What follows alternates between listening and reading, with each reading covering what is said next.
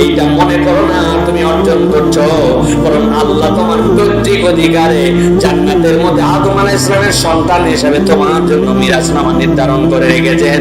এর দ্বারা আল্লাহ বোঝাতে চান বান্দা তোর জান্নাতটা যেন কোনোভাবে মিস না হয়ে যায়। তোমাদের মধ্যে থেকে যারা আমানত রক্ষাকারী হবে, ওয়াহদিহিম তাদের ওয়াদা রক্ষাকারী হবে, ওয়াল্লাযীনা হুম আলা সালাওয়াতিহিম ইউহাফিজুন, আর যারা তাদের সালাতের ব্যাপারে সতর্ক হবে।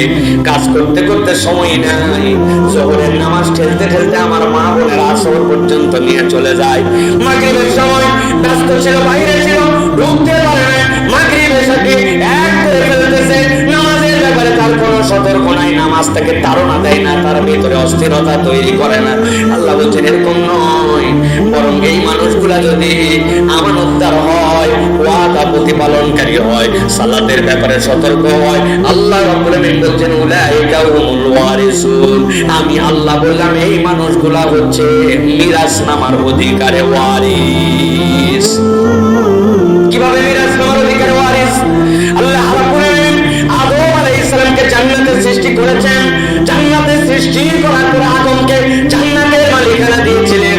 আদম আলাইহিস সালাম ছিলেন আমানতদার, আদম আলাইহিস সালাম ছিলেন আল্লাহর হুকুম পর্দার। আল্লাহ বলতেছেন নবীরা ছিলেন আল্লাহর পক্ষ থেকে আমিন, আল্লাহর পক্ষ থেকে বিশ্বস্ত।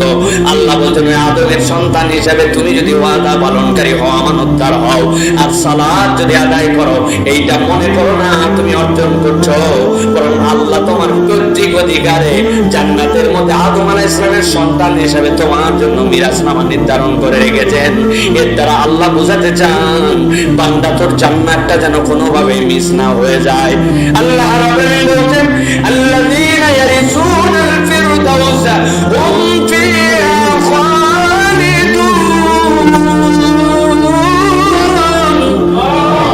আল্লাহ রাব্বুল আলামিন এই যে ফিরদাউস শব্দ ব্যবহার করেছেন, মুফাসসিররা ব্যাখ্যা করছেন, তাফসীরে বাগাবীর ভিতরে আসছে ফিরদাউস এমন শব্দ পৃথিবীতে যত ভাষা আছে সব ভাষার মধ্যে দুইটা শব্দ আছে আল্লাহ ঢুকায় রেখেছেন।